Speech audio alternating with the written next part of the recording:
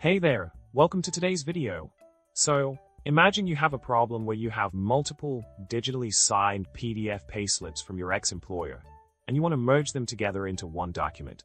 The issue is that the tool you're using, PDFChain, won't merge signed documents.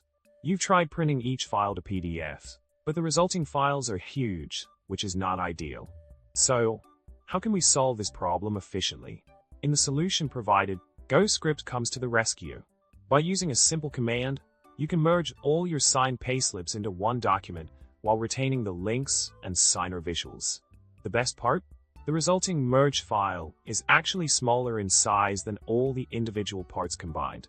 It's a quick and effective way to combine your documents without any bloat in file size.